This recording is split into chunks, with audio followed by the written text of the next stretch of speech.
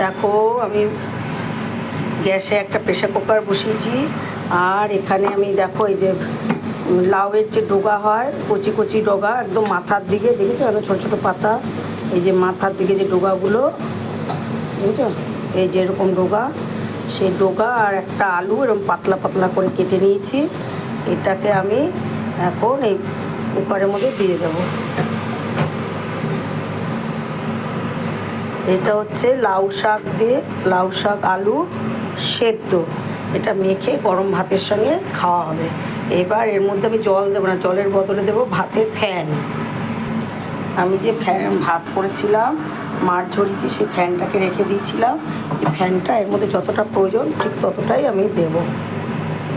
জল দিয়েও তোমরা করতে পারো, কিন্তু ফ্যান দিয়ে করলে বেশি টেস্ট হয় খেতে। এটা বাসমতি চালের ফ্যান, আরও বেশি ভাল লাগবে খেতে, এটার খুব সুন্দর একটা গন্ধ আছে বাসমতি চালের। আচ্ছা, এর মধ্যে আমি দিয়ে দেব পরিমাণ মতো নুন। এবার এর মধ্যে দিয়ে দিচ্ছি পরিমাণ মতো নুন, দিয়ে আমি ঠিক একটা মাত্র সিটি মারব, মেরে গ্যাসটাকে অফ করে দেব।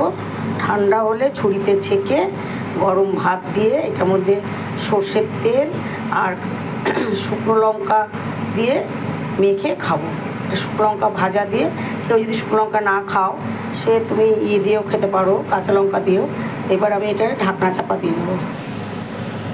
ঢাকনা চাপা দিয়ে দিয়েছি, এবার একটা সিটি করলে গ্যাসটা বন্ধ করে দেবো।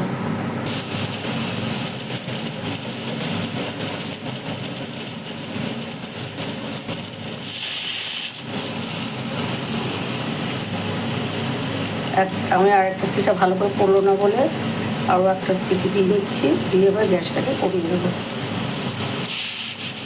গ্যাসটাকে নিভিয়ে দেবো। লাউ শাক আর ভাতের ফ্যান দিয়ে লাউ শাক আর আলু সিদ্ধ করে নিয়েছি একটু নুন দিয়ে। এর মধ্যে এবার দিয়ে দেবো এই যে একটা লঙ্কা পুড়িয়ে রেখেছিলাম, সেটা এর মধ্যে দেবো। কেউ যদি লঙ্কা পোড়া না খাও কাঁচা লঙ্কা দিয়েও খেতে পারো, কিন্তু লঙ্কা পোড়াটাতে এটার টেস্টটা বেশি লাগে।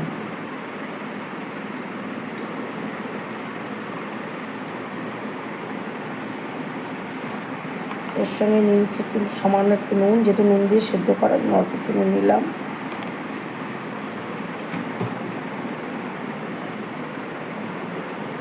আর দিয়ে দিচ্ছি একটু কাঁচা সর্ষের তেল।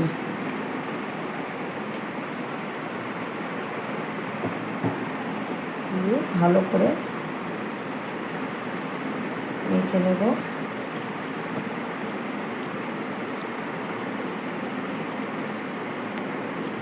মাখা হয়ে গেছে, আসলে শাকটা একদমই কম হয়ে গেছে, যাই হোক একটু বেশি হলে ভালো হতো। একটা কুচি পাতা ডগা ছাড়া ভালো লাগে না। এটা এটা খাওয়া হবে